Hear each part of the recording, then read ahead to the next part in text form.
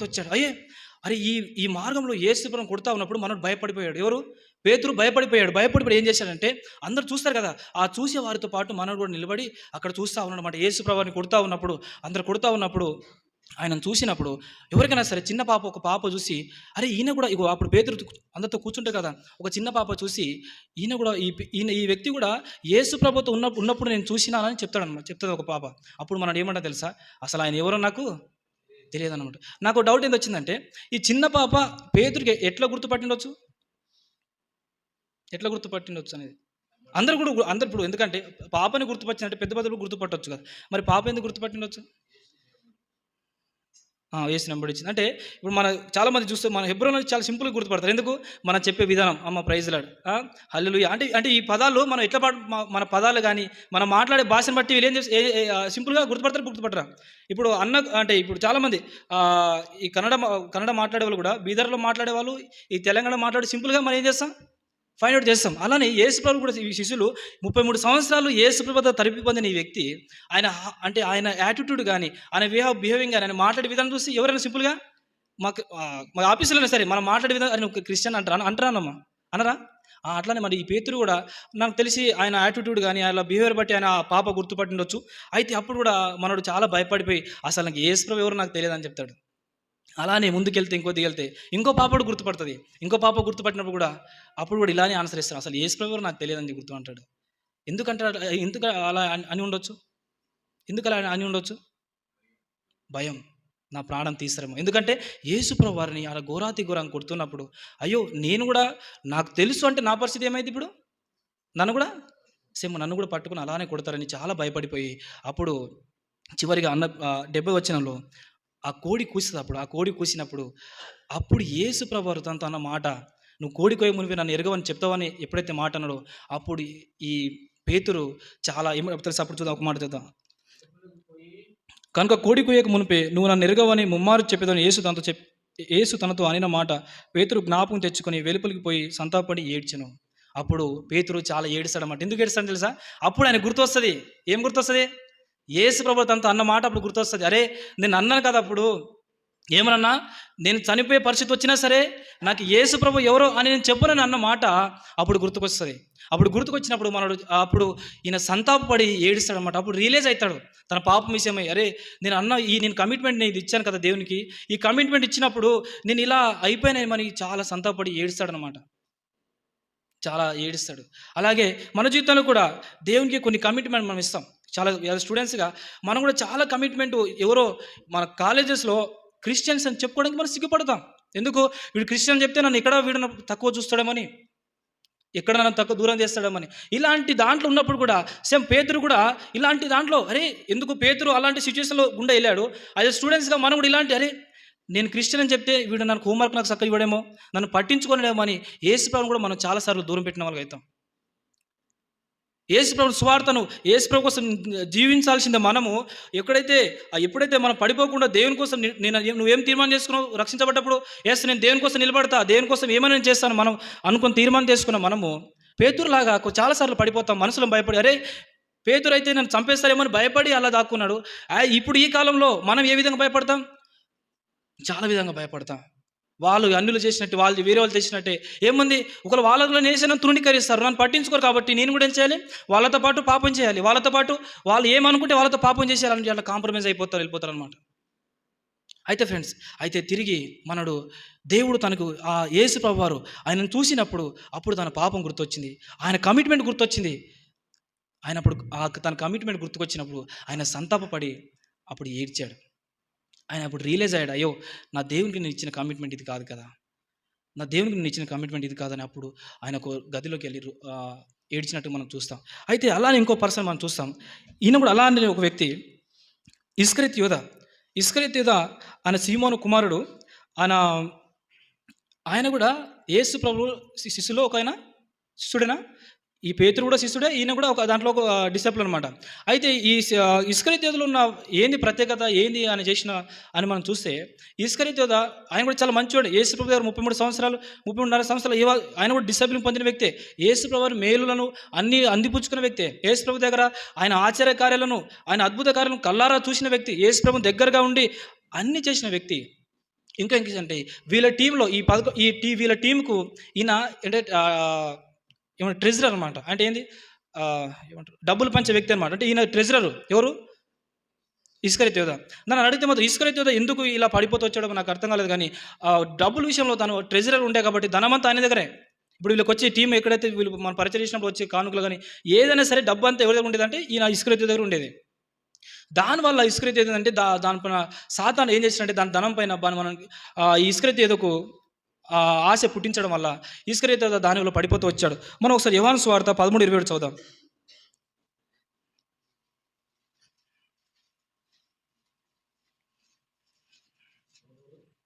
27.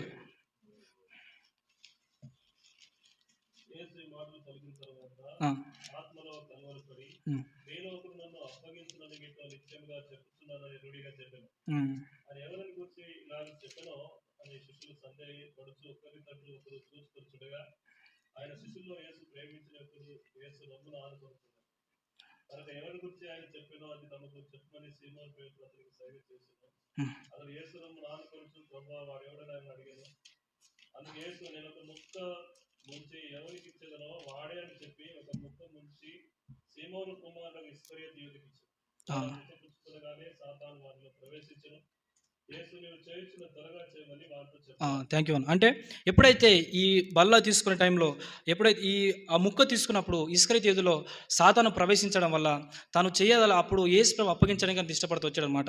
అప్పుడు తనలో సాతాను ప్రవేశించినప్పుడు అసలు యేసుప్రభు దగ్గర అన్ని మేలు పొంది అలాంటి మంచి వ్యక్తిని కూడా యేసుప్రభు దగ్గర చూసి ఆయన చేసిన కార్యాలను చూసి కూడా ఎందుకు మరి అంత దగ్గర ఉన్న వ్యక్తే పాపంలో పడిపోవడానికి ఎందుకంత ఆస్కారం వచ్చింది అంటే సాతాను మన జీవితాన్ని ఎంత ప్రభావితం చేస్తుందో ఒకసారి ఆలోచించండి. ఒకసారి సాతాను మన జీవితంలో ఆలోచిస్తే మాత్రము తర్వాత ఇస్కరియోతు జీవితం మనం చూస్తే చాలా విషాదకరంగా మనం చూస్తాం. ఒకసారి సాతాను తన జీవితంలో అలో చేశాడు, ఎప్పుడైతే తన డబ్బులకు ఆశించాడో అప్పుడు సాతాను తను ప్రవేశించడం వల్ల మన మత్తయి సువార్త 21:3 చదువు ఒకసారి చదవండి. సాతాను ప్రవేశించడం ద్వారా తను ఇలాంటి కార్యక్రమాలు చేశాడు చూద్దాం. ఆ డబ్బులకు ఆశపడి చివరికి తన జీవితం నాశనం చేసుకుంటూ వచ్చాడు.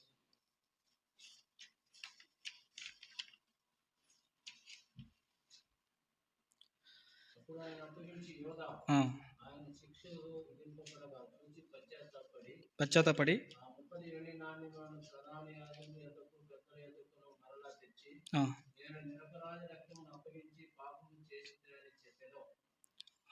థ్యాంక్ యూ అన్న. అప్పుడు పశ్చాత్తపడ్డాడు. ఎవరు? యూద కూడా పశ్చాత్తపడ్డాడు. ఎప్పుడు? యేసు ప్రభువారిని డబ్బులకు అమ్మేసినప్పుడు ఈ యూద కూడా చాలా పశ్చాత్తపడ్డాడు. ఎట్లా పడ్డాడు అంటే అరే నేను ఇంత మంచి వ్యక్తిని నేను ఈ డబ్బులకు అమ్మేసినానని చాలా పశ్చాత్తపడ్డాడు. ఏడ్చాడు కూడా. ఏడ్చిన తర్వాత కూడా ఏమైంది? ఇంత మంచి దేవుణ్ణి ఇంత మంచి వ్యక్తిని నేను డబ్బులకు అమ్మేశానా అని చాలా బాధపడుతూ వచ్చాడు. బాధపడుతూ వచ్చి అప్పుడు ఏం చేశాడు? పశ్చాత్తపడ్డాడు. మరి అక్కడ కూడా ఎవరు? పేతురు కూడా పశ్చాత్తపడ్డాడు, ఈయన కూడా పశ్చాత్తపడ్డాడు. మరి యేసు ప్రభువు ఇద్దరు కూడా సమానంగా క్షమించడంలో ఆయనకి ఎవరికి కూడా వేరియేషన్ లేదు. అయితే ఈయన చేసిన తప్పేందంటే ఈయన కూడా చాలా పశ్చాత్తపడ్డాడు. యాజ్ యూజువల్గా పేతురు కూడా పశ్చాత్తపడ్డాడు. కానీ యూదా చేసిన పెద్ద మిస్టేక్ ఏంటంటే పశ్చాత్తపడ్డాడు కానీ he was taken his own decision in his life. ఆయన ఓన్ డిసిజన్ తీసుకున్నాడు. ఓన్ డిసిజన్ తీసుకోవడం వల్ల కింద మనం చూస్తాం, నేను నిరాపరాధత్వం అప్పగించి పాపం చేసిందని చెప్పాను, వారు దానితో మాకేమి నువ్వు చూసుకున్నాను చెప్పగా. చూసారా? ఇక్కడ చూసావా ఆయన వాళ్ళు మాట్లాడే విధానము? వారు దానితో మాకేం పని? అప్పుడు వాళ్ళు పెద్దలతో మాట్లాడుతూ డబ్బులు ఎవరైతే ఇచ్చారు కదా, యేసును అమ్మేయడానికి ఎవరైతే ఇచ్చారు కదండి, అప్పుడు నేను ఇట్లా తప్పు చేసినాను అంటే మాకేం చెప్తున్నావు పోయి అంటారు. మాకేం చెప్తున్నావు? నాకు యేసు మాకు అప్పగించినావా? సరిపోయింది అంతే, మాకు మీకు సంబంధం అంటే. సాతాను ఒక్కసారి నువ్వు ఇరుకులో పెట్టేసిన తర్వాత వాడు పట్టించుకోడు, వానికి సంబంధం లేదు. ఎక్కడి నుంచి సరే వానికి కావాల్సింది నీ టైము, నీ టాలెంట్, నీ జీవితాన్ని నాశనం చేసి తర్వాత నువ్వైతే నాకేంద్ర నీ వల్ల కదా నేను ఇట్లా చేసినట్టే. ఎందుకు చేసినావు పోయి? నువ్వు కావాలని చేసినావు, డబ్బు తీసుకుని కూడా చేసినావు అంటాడు. అప్పుడు ఈ ఇస్కరియోతు యోధ చాలా బాధపడి ఏడ్చుకుంటా తర్వాత ఏం తెలుసా, అదంతా డబ్బులు పడేసి పోయి ఉరి వేసుకొని చనిపోతాడు. అయితే నేను చెప్పే మాట ఏంటంటే ఈరోజు మన జీవితంలో కూడా మనం చాలాసార్లు పాపం చేస్తూ ఉంటాం. ఇస్కరియోతు యోధ డబ్బుకు లోబడి డబ్బులో మొహంలో పడిపోయి తన జీవితం నాశనం చేసుకున్నాడు. యేసు ప్రభువు నన్ను క్షమించాడు అనుకున్నాడు. అయ్యా పేతురుని ఎట్లా క్షమించినాడు, ఈయన కూడా క్షమించేవాడు. కానీ ఈయన చేసిన తప్పేందంటే ఈయన చాలా ఓన్ డిసిజన్ తీసుకొని తన జీవితం నాశనం చేసుకున్నాడు. ఈరోజు కూడా మనం కూడా చాలా విషయాల్లో ఏ విషయంలో ఓన్ డిసిజన్ తీసుకుంటాం? Don't take the own decision your life. మనం ఓన్ డిసిజన్ తీసుకోవడానికి మనకు అధికారం లేదు. ఎందుకంటే యేసు ఆల్రెడీ తన రక్తం చేత మన అన్నింటినీ కొన్నాడు కదా. మనం ఓన్ డిసిజన్ తీసుకోవడానికి లేదు, మనం చనిపోవడం కూడా లేదు. ఈరోజు చాలా భయంకర విషయం, క్రైస్తవులు పాస్టర్స్ కూడా చనిపోతున్నారు అమెరికాలో. అది విన్నప్పుడు నాకు చాలా భయం వేసింది. అరే, ఒక క్రైస్తవుడు, ఒక సేవకుడు చనిపోవాల్సిన అవసరం ఏంది? ఈరోజు చాలామంది యంగ్ స్టూడెంట్స్ నేను చూస్తూ ఉన్నప్పుడు, వాళ్ళ దగ్గర మేము మధ్యలో పరిచయం చేస్తూ ఉన్నప్పుడు నంబర్ ఆఫ్ పీపుల్స్, అరే ఎందుకు చనిపోతుంటారంటే అమ్మాయి మాట్లాడేది, అరే ఎందుకు చనిపోతుంటే ఎగ్జామ్ ఫెయిల్ అయింది, ఒక 2 మార్కులు తక్కువ వస్తే జీవితాన్ని ముగించుకుంటున్నారు. ఇక్కడి నుంచి స్టార్ట్ అయింది. యూదా కూడా చాలా పెద్ద మిస్టేక్ చేసిందంటే, యేసు ప్రభు నన్ను క్షమించాడు అనుకున్నాడమ్మా. యేసు ప్రభు నన్ను క్షమించాడు అనుకున్నాడు.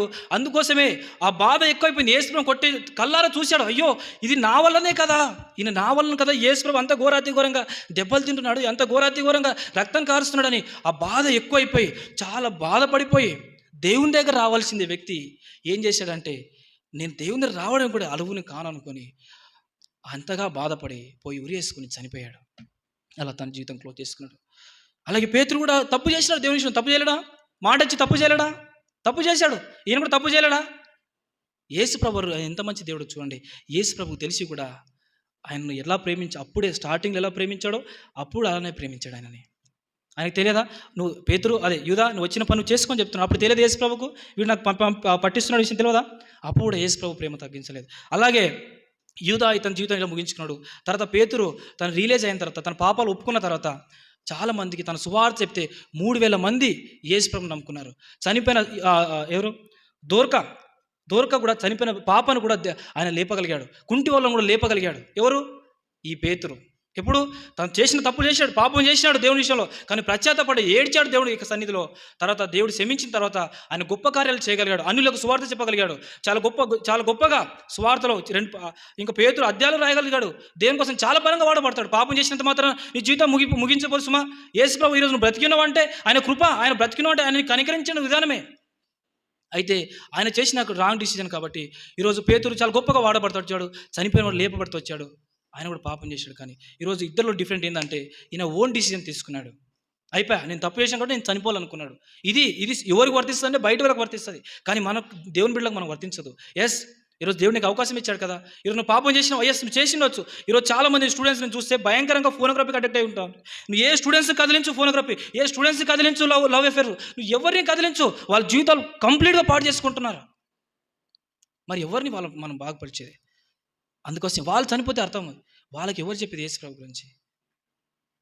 నిజంగా అందుకోసం మీరు ఓన్ డిసిజన్ తీసుకోవద్దు. మన జీవితంలో కూడా వీళ్ళు ఎట్లా ఓన్ డిసిజన్ తీసుకోరు. We can't take own decision our life. నువ్వు ఏ పనైనా సరే మనం దేవుని దగ్గరకు వచ్చి అడగడమే, యేసయ్య దగ్గరకు వచ్చి అడగడమే. పేతురు తను రియలైజ్ అయినట్టు మనం కూడా మన జీవితంలో రియలైజ్ అవుదాం ప్రభు కోసం గొప్పగా.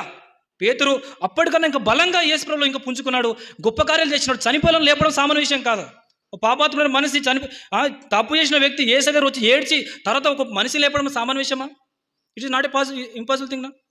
కానీ దేవుడు తనకు అంత గొప్పగా ఆశీర్వదించాడు. కానీ ఈ యూదా మాత్రం తన జీవితాన్ని ముగించుకున్నాడు. ప్రేమ వారా, నేను చెప్పే తలంపు ఒకటే, నీ జీవితంలో ఎలాంటి పాపం చేసిండే ఉండొచ్చు. ఈరోజు నువ్వు భయంకరమైన ఏదైనా అడిక్షన్లను ఉండొచ్చు. నేను బయటికి రాలేనని అడిక్షన్లను ఉండొచ్చు. అన్నా, నాకు చాలామంది స్టూడెంట్స్ నేను చూస్తూ ఉంటున్నాను కదా, అన్నా నువ్వు చెప్పన్నా, నీకు తెలియదన్నా, we can't come outside అన్నా, వాళ్ళు చాలామంది అంటారు. కానీ దేవుడు బయట తీసుకురాలేడు. వీ హర్ట్ సో మెనీ, చాలామంది తమ్ముళ్ళని చూసినప్పుడు చాలామంది బయటకు రాగలిగారు. కానీ అంత గొప్ప దేవుడు మన జీవితంలో మనకు ఉన్నాడు. కాబట్టి మనం ఎలాంటి అడిక్షన్లు ఉన్నా సరే, ఎలాంటి భయంకరమైన పాపంలో ఉన్నా సరే, ఎలాంటి దాంట్లో ఉన్నా సరే, యేసు ప్రభువు పేతురుని ఎలా క్షమించినాడు, ఇస్కరియోతును కూడా క్షమించినాడు. కానీ తనను ఓన్ డిసిజన్ తీసుకున్న వల్ల తన జీవితం ముగించుకున్నాడు. మనం కూడా ఒక మంచి నిర్ణయం తీసుకుందాం. ఈరోజు నువ్వు ఏ పాపం చేసినా సరే, ఎంత భయంకరమైన వ్యసనాలు ఉన్నా సరే, యేసయ్య దగ్గరికి వద్దాం. ప్రభువా, నా పాపం క్షమించు, నీ రక్తంతో నా పాపాలను కడుగుమని. ఆయన రక్తం ఇప్పటికీ స్టిల్ ఆయన ఇంకా అలైవ్గా ఉంది. కాబట్టి ప్రభువా, నా పాపాలను క్షమించి, నీ రక్తంతో నా పాపాలను కడుగుమని ఒక్క మాట మనం చెప్పగలితే నిజంగా ఈరోజు పేతురు వలె ఇంకా కొత్త జీవితం సాగించి ఇంకా ప్రభు కొరకు మనం గొప్ప కార్యాలు చేద్దాం. అందరూ ఒకసారి కళ్ళు మూసుకొని ఒకసారి we have to think about your self. మన జీవితంలో ఒకసారి మనం ఆలోచిద్దాం. యూదా వలె రాంగ్ డిసిషన్ తీసుకోవద్దు. నువ్వు ఎంత భయంకరమైన పాపం చేసి ఉండొచ్చు. యూదా డబ్బులో మొహంలో పడిపోయి తన జీవితం ముగించుకున్నాడు. ఈరోజు నువ్వు ఏ మొహంలో నాకు తెలియదు. నువ్వు పాపం అనే మొహంలో ఉండొచ్చు, సినిమా అనే మొహంలో ఉండొచ్చు, పోనోగ్రఫీ అనే మొహంలో ఉండొచ్చు, ఏ మొహంలో ఉండొచ్చు కాక. అయితే పేతురుని ఎలా క్షమించినాడో యూదాను కూడా క్షమించాడు దేవుడు. తనను చంపేస్తున్నాడు రా బాబు, ఈయన తెలిసిన కూడా యేసు ప్రభు చాలా ప్రేమగానే తను మాట్లాడాడు. కానీ తన ఓన్ డిసిషన్ తీసుకుని తన జీవితం ముగించుకున్నాడు. ఈరోజు కూడా యేసు ప్రభు నేను కూడా మనతో మాట్లాడితే, ఈరోజు నువ్వు ఏ పాపంలో నాకు తెలియదు. Don't take the own decision for your life. దేవునికి సుప్రీం అథారిటీ ఇవ్వు నీ జీవితంలో. దేవుని సుప్రీం అథారిటీ నీ జీవితంలో ఇవ్వగలితే, యేసయ్య నిజంగా పేతురుని ఎంతో గొప్పగా వాడుకున్నాడు సేవలో మనం చూస్తాం. చనిపోయిన వ్యక్తిని లేపడం సామాన్య విషయం కాదు. 3000 మందిని అన్యులు సువార్త చెప్పడం గొప్ప విషయం. ఆయన బుక్స్ కూడా రాయడానికి దేవుడు సాయం చేసి వచ్చాడు. గొప్పగా నిలబడబడతాడు. ఈరోజు నువ్వు ఈ పాపంలో సరే, నువ్వు పాపంలో ఒక ప్రత్యాతపడు. పేతురు కూడా ఆయన కన్నీళ్ళు ఏడ్చాడు. హీ వాజ్ మోటాస్ట్. ఆయన చాలా కన్నీళ్ళతో ప్రార్థన చేశాడు, ఏడ్చాడు, సంతాపపడ్డాడు. ఈరోజు నువ్వు పాపం విషయం సంతాపపడతలేవా? నార్మల్గా ఉన్నావా? నీ కన్నీళ్ళు వస్తలేవా నీ పాపం విషయంలో? అయితే నువ్వు చాలా భయంకరమైన విషయం మర్చిపోకు. ఈరోజు నువ్వు పాపం చేస్తే నీ కన్నీళ్ళు వస్తలేవంటే చాలా భయంకరంగా ఉన్నావు అర్థం చేసుకో. క్యాజువాలిటీ ఉండమాకు. ఈరోజు నువ్వు పాపం చేసినా కూడా నీ కన్నీళ్ళు రావట్లేమంటే, లేకపోతే దేనికి ఒక మాట, ప్రభా నా హృదయం పొడువు, ప్రభా దయతో నా హృదయాన్ని పొడువు, నా కన్నీళ్ళు వస్తలేవు ప్రభా నా జీవితంలో. నేను పాపం చేసినా కూడా నా కన్నీళ్ళు వస్తలేవు నాయనా, నా హృదయాన్ని పొడువు ప్రభా అని దేవునికి అలా ప్రార్థన చేయు. నేను కూడా పేతురు వలే నేను పాపాలు ఒప్పుకుంటాను ప్రభా, నీకోసం బ్రతుకుతానయ్యా, నా హృదయాన్ని మార్చయ్యా అంటే, నేను యూద వలే రాంగ్ స్టెప్ చేయను ప్రభా, యూద వల్ల నేను wrong step, I can't do like this master. నేను పీటర్ వలే నా జీవితాన్ని నేను బాగుపరచుకుంటాను మనసులో ఒక తీర్మానం తీసుకోండి. దేవుడు మీకు సహాయం చేస్తాడు.